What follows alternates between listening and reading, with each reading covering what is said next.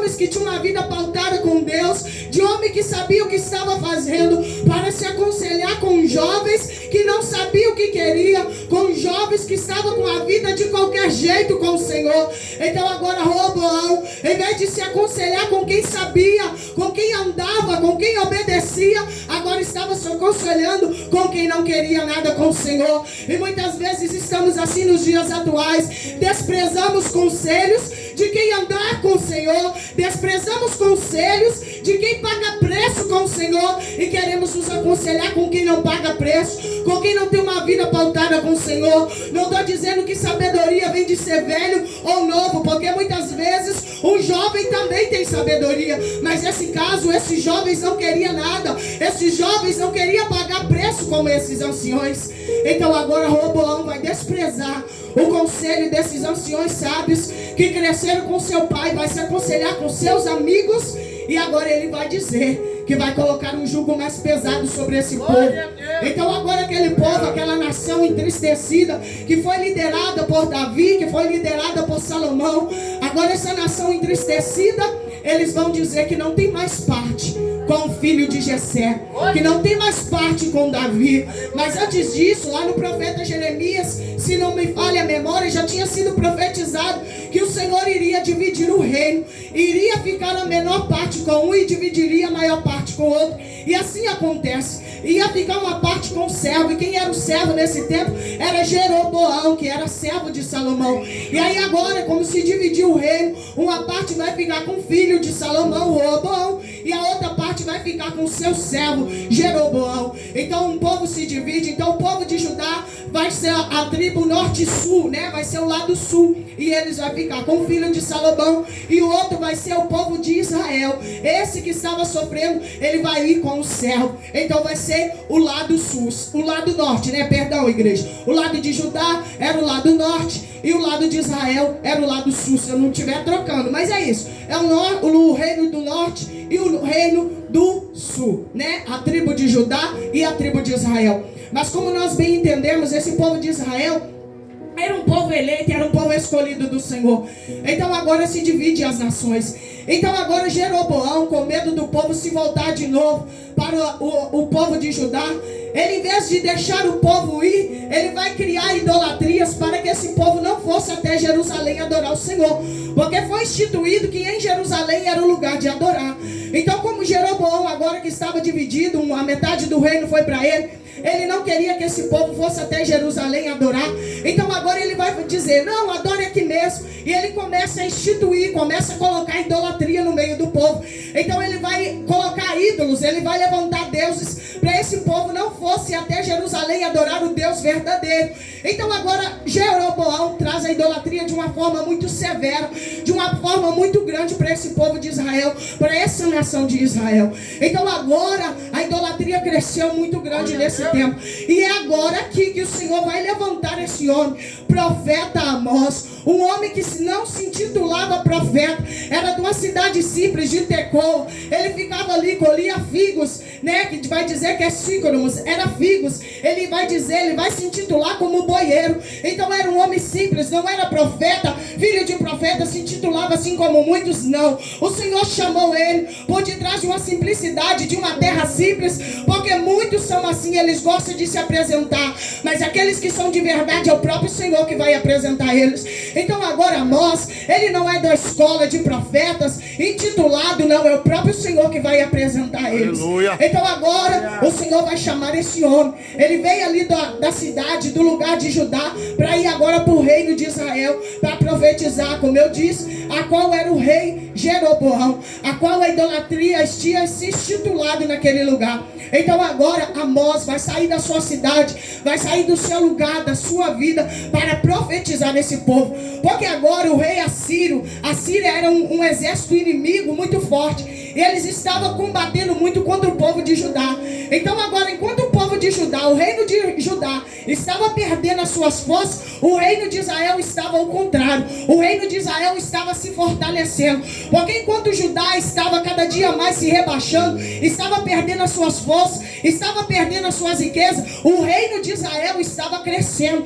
A economia de Israel estava crescendo. Então aquele povo de Israel estava vivendo numa fartura muito grande. Aquele povo de Israel estava vivendo uma economia, uma política muito grande, está tendo muitas riquezas, mas aquele povo de Israel estava numa idolatria muito grande. E aquele povo, por achar que estava numa vida muito boa, com a economia grande, com as riquezas em suas portas, estava achando que estava a aprovação de Deus. Porque muitas vezes é assim nas nossas vidas. Achamos porque estamos tendo uma vida próspera, achando que porque na família está indo tudo bem, o Senhor está se agradando. Mas o Senhor Jesus está dizendo: não estou me agradando.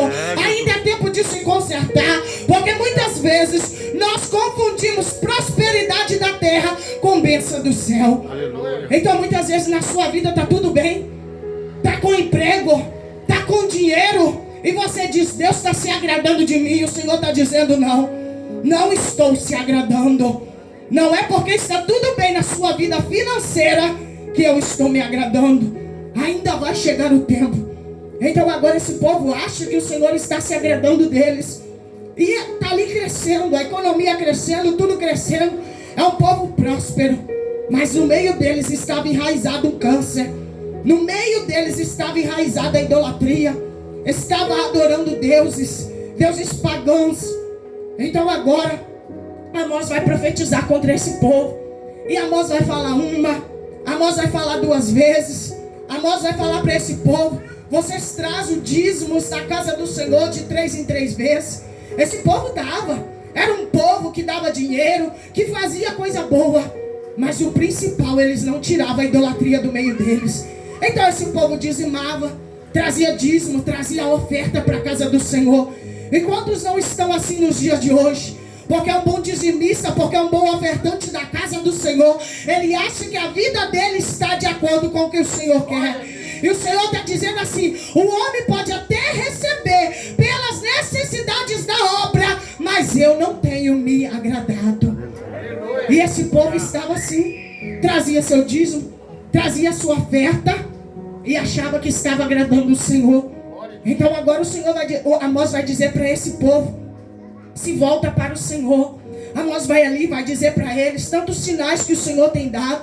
O Senhor dava tantos sinais que o Senhor dizia para esse povo: olha, eu fiz praga entrar no meio de vocês. Eu fiz chover numa cidade, na outra não. Fiz a seca se acometido com vocês, mas ainda assim vocês não se voltaram para mim.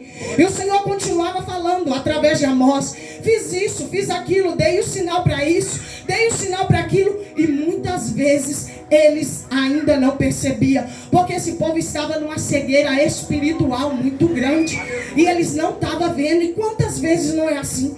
O Senhor fala, o Senhor mostra, o Senhor alerta, mas nós tapamos os nossos olhos, nós tapamos os nossos ouvidos para as coisas do Senhor e já não enxergamos mais.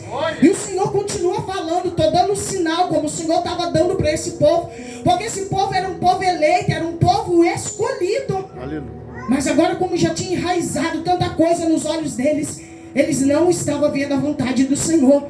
Então Amós vai dizer para esse povo, vai lá no capítulo 4, Amós vai dizer para eles: prepara-te, ó Israel, para encontrares com teu Deus. E muitas pessoas têm uma forma errônea de entender esse versículo, achando que vai ser naquele grande dia quando o Senhor voltar. Não, era porque esse povo estava fazendo tudo errado, que chegaria o tempo que o Senhor ia dizer: basta, agora vai chegar o tempo que vai ter um encontro comigo. Então muitas pessoas estão achando que vai precisar chegar naquele grande dia na volta do Senhor. Não. Se nós não voltarmos para o Senhor, nós vamos ter um encontro com o Senhor aqui mesmo, em vida, nessa terra. Aleluia. Então é tempo de nos consertarmos, é tempo de nos voltarmos. Então Amós fala para eles: prepara para encontrar com teu Deus. E ainda assim, esse povo não se volta para o Senhor. Esse povo continua na sua idolatria. Esse povo continua na sua vida tão errada. Mas chega um tempo que o Senhor vai falando. Porque as misericórdias do Senhor são grandes. Então agora mesmo assim o Senhor fala e esse povo não se volta. E aí quando chega o tempo, agora Amós vai ter 3 visões. E a primeira visão que Amós vai ter é dos gafanhotos. Ele vai ter uma visão que os gafanhotos vai consumir tudo. E ali o profeta intercede a Deus. Ele suplica a Deus: não, Senhor, não tenha misericórdia, eles são pequenos, eles não vão resistir. Então agora o mal que o Senhor pensava em fazer, enviar, o Senhor não envia, o Senhor cessa. Então agora Amós vai ter a segunda visão de fogo. e aquele fogo ia destruir, né, a ceifa daquele povo. Então agora Amós intercede a Deus de novo pelo aquele povo. Não, Senhor, tenha dó deles, filhos de Jacó são pequenos, eles não vão aguentar. E agora o Senhor, aquele fogo que o Senhor intentava mandar, o Senhor cessa e se arrepende e não manda aquele fogo. Porque muitas vezes é assim. O Senhor nos alerta e a gente sempre procura alguém que vai interceder. A gente procura um pastor para interceder. A gente procura uma missionária para interceder. Mas há de chegar aquele tempo que o Senhor diz basta. Como o Senhor disse para Saul, o Senhor disse para Davi: já rejeitei Saul há muito tempo. Não adianta clamar por ele, já o tinha rejeitado há muito tempo. Porque muitas vezes nós achamos que a misericórdia do Senhor é grande e nós vamos colocando a misericórdia do Senhor à prova. Já agora aqui nessa terceira visão, agora Amós vai ver o Senhor sobre um muro, irmão. E esse muro vai dizer que ele foi construído sobre um prumo. Então agora o Senhor está sobre esse muro, erguido com um prumo. E o Senhor pergunta agora para Amós: Amós, o que vês? E ele vai dizer que vejo um prumo em sua mão. E o Senhor vai dizer para Amós: muito bem, porque agora eu vou destruir esse povo. Porque o Senhor já tinha falado uma, já tinha falado duas, e esse povo não se voltava para o Senhor. E é interessante dizer, porque quem conhece, quem não conhece sabe, que prumo, irmão, é aquilo, é um instrumento de construção, né?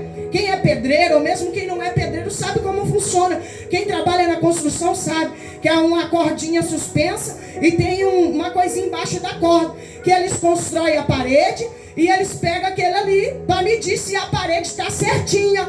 Porque muro, parede construída, irmão, se não tem isso aí, ela corre o risco de cair. Que não tem o prumo, ela corre o risco de cair. Então tem que ter um prumo para alinhar. Tem que ter um prumo para ver que está certinho. E eu fiquei pensando, mas a palavra vai dizer que, quando na visão de Amós, vai dizer que o Senhor estava sobre um muro construído com um prumo. Sabe o que eu entendo com isso? Essa nação de Israel foi construída pelo Senhor. Então ela foi construída com prumo. Ela não foi construída de qualquer jeito. E nós somos essa nação de Israel. Aleluia. O Senhor não te chamou de qualquer jeito. Você foi levantada com prumo. Mas eu entendo que aqui nesse versículo é o Senhor dizendo assim, ó: deixa eu descer lá para ver se está do mesmo jeito que eu deixei. Deixa eu ver se ainda canta do mesmo jeito. Deixa eu ver se ainda está pregando do mesmo jeito. Deixa eu ver se pelas madrugadas ainda está do mesmo jeito. Deixa eu ver se ainda está aprumado. Ou será que já começou a se inclinar? É o Senhor dizendo: estou descendo para ver. Porque eu não ergui de qualquer jeito. Eu ergui com prumo. Foi ali, ó, alinhadinho, retinho. Aleluia, glória a Deus. Mas agora já não faz como antes. Quem conhece sabe, os pedreiros sabem que quando não é construído direitinho, eles vão dizer que começa a dar barriga. O que é a barriga? Aquela parede torta, que você vai olhar com um olho assim de prumo, você vê essa barriga, essa parede não está alinhada, ela está desaprumada, ela está com barriga, ela corre o risco de cair. É o Senhor dizendo: estou descendo com meu prumo, para não te perder, eu desço com meu prumo. Porque eu te construí foi com um prumo. Eu não te construí simplesmente com os olhos. Te levantei como serva, foi com prumo. Mas agora você está se declinando. E é o Senhor descendo com o prumo dele. Porque essa nação foi eleita com prumo. O povo de Israel foi ali erguido com um prumo. Um prumo para ver se está certinho. E o bom pedreiro, a qualquer sinal, ele fica sempre ali olhando para ver se a parede vai cair. Qualquer sinal que ele vê, ele vai ali, ó, com o prumo alinhando para ver se essa parede está boa, para ver se essa construção está certa. Eu tenho um primo lá em Minas, ele sem experiência, ele construiu na casa dele, e ele construiu aquela parede. De longe, até quem não tinha experiência via que aquela casa, aquela parede estava toda torta. Não deu outra. Ele ergueu a parede, até ergueu. Depois só deu carregando ele para o hospital, porque a parede caiu em cima dele e ele desmaiou. Porque aquela parede não foi construída com prumo. Aquela parede não estava alinhada com prumo. E é assim, um pedreiro que é pedreiro, ele não deixa a parede dele cair. Ele usa o prumo. E é o Senhor descendo com o prumo na minha vida e na sua vida. É o Senhor dizendo: estou descendo com o prumo, para ver se você volta nas madrugadas como era antes, para ver se você volta a consagrar sua vida como antes. Porque eu não simplesmente te ergui no olho, eu ergui você com o prumo. Mas está querendo se deslinhar, está começando a criar barriga. Vem no culto um dia e nos demais já não quer mais. Vem na escola dominical um dia e nas demais já não quer mais. Está só se entortando, está só se declinando. Mas o pedreiro do céu está dizendo: estou aqui em cima do muro com o prumo. Olha eu aqui em cima do muro com o prumo. E eu vou passar com o prumo para voltar a se alinhar. Vai doer, mas vai voltar a se alinhar. Porque com Jesus não tem construção torta. Com Jesus não tem construção torta. Com Jesus a construção é reta, é alinhada, é do jeito dele, é da maneira dele. E esse povo queria do jeito dele, tanto que agora Amós vai profetizar perdão. E é o Senhor dizendo: agora eu vou descer com destruição. Dei o sinal, dei a primeira visão, Amós intercedeu por eles, mas agora eles não querem nada. Então agora eu vou descer com o prumo. E ai daquele que estiver fora do prumo do Senhor. Sabe o que eu entendo? É porque depois de tanto tempo, o Senhor estava ali naquele muro para ver se ainda estava do mesmo jeito. Então é isso, passa o tempo, nós vamos levando a nossa vida, achando que o Senhor se esqueceu. Mas o Senhor está em cima do muro, nos observando com o prumo na mão, como eu falei. E passa o tempo, nós vamos levando a nossa vida, e de tempo em tempo o Senhor está dizendo: vou descer com o meu prumo para avaliar. E ai daquele que estiver fora do prumo, ai daquele que estiver deslinhado, haverá destruição para esse. Tanto que eles não vão querer ouvir. O sacerdote ali, o servo do rei Jeroboão, vai dizer para Amós: ó, volta lá para o seu lugar, volta lá para ajudar. Aqui você não vai profetizar não, volta lá, vai comer seu pão. Aqui você não profetiza. E Amós vai dizer para ele: não sou profeta, nem estudei na escola de profeta, sou colhedor de figos, sou boieiro, não sou nada. Mas o que o meu Jesus mandou, ele ia fazer. O que o meu Jesus manda, eu faço. Amós estava ali para fazer a vontade do Senhor. Aquele povo querendo ou não querendo. Ele foi ali, não tinha nome, porque não é isso, não é o nome que te faz aparecer, é a unção, é o que desce sobre a sua vida. E era muito difícil, irmão, naquele tempo ser profeta. Era muito difícil.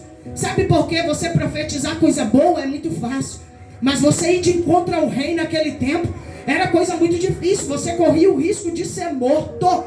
Então Amós, um homem simples, mas ele saiu do seu lugar, da sua cidade simplesinha, para fazer a vontade do Senhor. Porque eu imagino que se Amós não tivesse feito, o prumo do Senhor ia descer também sobre Amós. Porque com Jesus não tem esse. É escolhido, é chamado, mas o prumo do Senhor é para todo mundo. É evangelista, é missionária, é pastor, seja o que for, é para todo mundo quando o Senhor desce com o prumo dele. Então agora Amós profetiza. Amós ainda profetiza para que rei Jeroboão. Vai dizer para ele: sua mulher vai se prostituir nessa cidade na frente de todo mundo e você vai morrer. E foi o que aconteceu com aquela cidade, destruição. Foi o que aconteceu com aquele rei por não ouvir a voz do Senhor. E nesse mesmo livro de Amós, o Senhor vai dizer: nunca acontece algo antes sem que o Senhor não tenha avisado. Esse povo foi avisado, nenhuma nem duas vezes, foram várias vezes. E muitas vezes a gente coloca toda a culpa no Senhor e diz: mas o Senhor não me avisou. O Senhor está dizendo: estou enviando os meus profetas, estou enviando os meus servos para avisar. Depois não diz que não fui eu que avisei. E nos tempos de hoje nós estamos vivendo dias tão difíceis, irmão, tão difíceis, mas nós queremos fazer a nossa vontade. E não é tempo de nós fazermos a nossa vontade. É tempo de nós fazermos a vontade do Senhor. Não precisa você ter nome. Não precisa você ter boa oratória. Não tem. Eu erro como os irmãos estão vendo. Eu erro. Eu gaguejo muito. Eu me atrapalho. Não sou boa de lembrar as coisas. O versículo. Não sou. Eu falo, Senhor, tem misericórdia. Mas nós somos servos. E ai de nós se nós não fizermos a vontade do Senhor. Então você vai se atrapalhar sim. Você vai se perder sim no hino. Você vai louvar um hino. O hino não vai sair do jeito que você quer. Você vai esquecer a parte, a melodia do hino. Você vai pregar um versículo da Bíblia. Você vai esquecer. Você vai trocar nome. Vai trocar, não tem problema. Mas o Senhor está dizendo, eu sondo. Eu esquadrinho pensamentos e corações. Mas eu te chamei. Você vai errar. Você vai falhar como servo do Senhor. Mas mantenha alinhado. Mantenha alinhado na presença do Senhor da forma como o Senhor te chamou. Se o Senhor te escolheu dessa forma, mantenha dessa forma, desse jeito. E não queira, irmão, se inclinar para o outro lado. Porque como eu disse, a parede vai até ser erguida, mas muito menos do que você espera, ela não fica de pé. Porque tudo aquilo que é desalinhado, ele não fica de pé, ele cai. Então não é temos mais de nós estarmos preocupados com tantas coisas. Esse povo de Israel tinha uma vida, como eu falei, muito boa. Tinha uma economia muito boa. Financeiramente nada faltava para eles. Estava vivendo tempos muito bons. Mas é nesses tempos muito bons mesmo que o Senhor nos pega de surpresa. É quando a gente está aí preocupando com as nossas coisas. É quando a gente está preocupando com bens materiais. É quando a gente está preocupando com tantas coisas que o Senhor está dizendo. É agora que eu desço com o meu prumo. Porque eu não ergui de qualquer jeito. Então por que quer andar de qualquer jeito? Então é tempo de voltar. Volte para os caminhos do Senhor. Quem se afastou ou mesmo está pensando em se declinar para o outro lado, volte enquanto é tempo. Antes que o Senhor diga para você e para mim, prepara-te, ó Israel, para ter um encontro com teu Deus. E dura coisa, irmão, é nós termos um encontro com o Senhor. Ou melhor, ter um encontro com o Senhor quando é para ser aprovado é muito bom, né? Agora, quando a gente tem um encontro com o Senhor, irmão, para não ser aprovado é muito triste. Mas de qualquer jeito não adianta nós corrermos da vontade do Senhor. Quando Paulo estava indo ali para Damasco, para prender aqueles cristãos, Paulo estava ali possuído de uma ira tão grande. Paulo estava disposto a matar todos que ele encontrasse, a prender todos que ele encontrasse. Mas no meio do caminho ele teve um encontro com o Senhor. E agora o Senhor vai dizer para Paulo, Paulo, duro é para ti recalcitrar contra os meus agrilhões. Paulo era um homem influente. Paulo achou que ninguém ia parar ele. Mas no meio do caminho, ele teve um encontro com um homem de verdade. Paulo era influente aqui na terra, mas ele teve uma influência, ele teve que parar diante daquele que era influente, diante de todos, diante de toda aquela sociedade. Então eu entendo que quando o Senhor vai dizer isso para Paulo, olha, Paulo, você pode fazer o que quiser, você pode ser influente do jeito que você for, mas não adianta você tentar se esconder, não adianta você tentar correr que eu vou te encontrar. Então, irmão, se naquele tempo o Senhor fazia isso, hoje o Senhor faz do mesmo jeito. Nós podemos ir aonde for, mas do Senhor não temos para onde correr. Então é melhor nós voltarmos. Volte como louvor, que eu gosto de louvor. Ainda que você tenha que voltar para trás, volte para trás, pegue impulso de novo. Avalie a sua vida onde você começou a se declinar. Não é vergonha você voltar e reconhecer. Não é vergonha. Volte e fala, Senhor, eis-me aqui. Eu quero, Senhor, ser uma parede aprumada pelo Senhor. E você vai ter vitória. Do que, irmão, você continuar sendo uma parede torta. E chegar lá na frente você cair. E seu nome já não está escrito no livro do céu. Então é melhor você passar pelo prumo do Senhor. Vai doer porque dói. Ser aprumado pelo Senhor dói. Dói, irmão, dói. Mas um pedreiro que é pedreiro de verdade, não aquele que faz de qualquer jeito. Quando você contrata aquele pedreiro de verdade, sabe? Ele vê que a parede está torta, ele sabe que vai dar trabalho, mas ele demole ela e começa tudo de novo. Ele começa lá de baixo. Agora aqueles pedreiros que só quer ganhar o dinheiro, né? Ele vem, lasca um reboco ali em cima, de qualquer jeito, e depois é você que tem prejuízo. Mas o pedreiro do céu não, ele está dizendo, eu não vou dar uma recalchutada, eu começo tudo de novo, eu começo lá de baixo, eu ergo uma parede nova, mas comigo não tem isso de andar torto fora do meu querer. Então volte. Você que não tem feito a vontade do Senhor, já não está mais como o Senhor quer. É tempo de voltar. Voltar a louvar como você louvava. Voltar a pregar. Voltar a vir para os caminhos do Senhor, para a casa do Senhor, como você fazia. É tempo de voltar. E não espere o Senhor me pegar e te pegar desprevenido, não, né? Então é tempo de voltar. Reconheça. Coloca a sua dependência na mão do Senhor. De nós mesmos nós não podemos, né? De nós mesmos nós não podemos, mas há um que pode todas as coisas. Coloca nas mãos dele. Senhor, eu quero. Eu não consigo não, Senhor. Minha vida está toda torta, está toda desalinhada. Já não tenho mais aquela vontade como antes. Mas eu estou depositando no altar do Senhor. Estou lançando sobre o Senhor. Então Deus me ajuda a voltar. Me ajuda a voltar ao primeiro amor. A sentir aquela vontade de fazer como antes. Então é tempo de voltar. E o Senhor está avisando. Então depois não vai dizer que o Senhor não avisou, porque Ele avisa sempre.